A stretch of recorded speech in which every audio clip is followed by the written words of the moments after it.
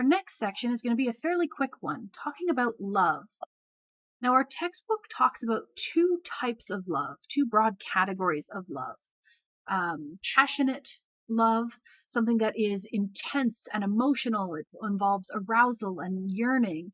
This is sort of that initial feeling when you develop a crush on someone and you have that passionate first feelings of love. The second kind of love is companionate. And this is more of a deeper sort of affection. So you have affection and deep caring for others and specifically caring about their well-being. So it goes beyond just a physical attraction with an intense emotional feeling, and it goes more to a longer-term concern for the other person and their well-being.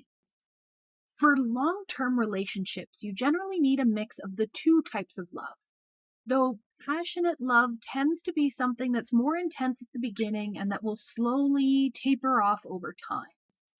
But that doesn't mean that it's going to completely go away. Especially when you find someone that you experience companionate love for, you can maintain that passionate love as well. Expanding on this idea of just two types of love, we can also look at the triangular theory of love. And this was proposed by Robert Sternberg, who basically said that there are three major pillars or three major components to love. So you could have intimacy, passion, and commitment, and they would all interact, forming 7 different types of love. So for intimacy, we're talking about closeness, sharing and valuing your partner. Passion is that feeling of romance and physical attraction and sexual desire. And commitment is choosing to remain in that relationship. You are committed to that particular relationship. And so we can look at these 3 points in this graphic here.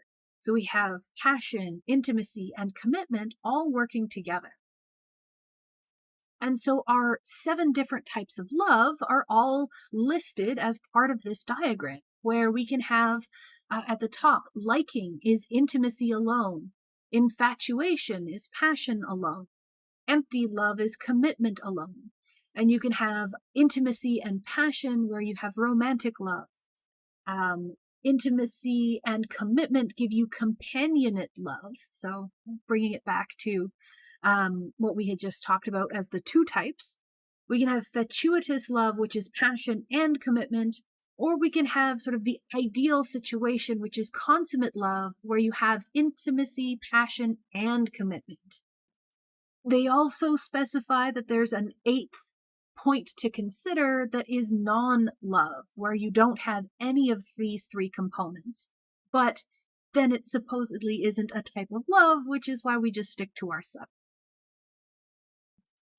When we think about love, we usually think about the butterflies in your stomach, your heart pounding with excitement, that feeling of a high state of physiological arousal. And part of that is discussed or evaluated using some cognitive arousal models. So you can look at the cognitive approach to why we fall in love with someone. So you can have that high physiological arousal, and you attribute that arousal, that state of being, to another person. And that leads you to form a bond to start to love that person who's causing that state of psychological or physiological arousal. Which brings us to a really cool point, which is the transfer of excitation. And this is basically when you can misattribute a feeling of physiological arousal to another person. So maybe for your first date, your partner took you to an amusement park. So you went to an amusement park and your heart was racing the whole time, and it was probably racing because of roller coasters and thrill rides. But you might misattribute that feeling of excitement to the person who brought you there. And so you can start having this feeling of love for someone, even though that physiological arousal didn't really come from them, it came from your environment. So that's called transfer of excitation, where you can sometimes misattribute where that excitement was coming from. Now, when trying to make these close relationships work, from just this diagram, from this diagram alone, you realize that there's more to it than just passion. To have a good, ideal form of love, you should have passion and intimacy and commitment. So you should have that intimacy. You should involve that self-disclosure where you let the other person in, where you have deeper discussions. And you need that commitment. And lots of research, of course, has been done on what makes a good relationship, what predicts relationship stability and longevity, and interestingly, amount of anger, so how much a couple fights, isn't necessarily indicative of relationship stability or happiness.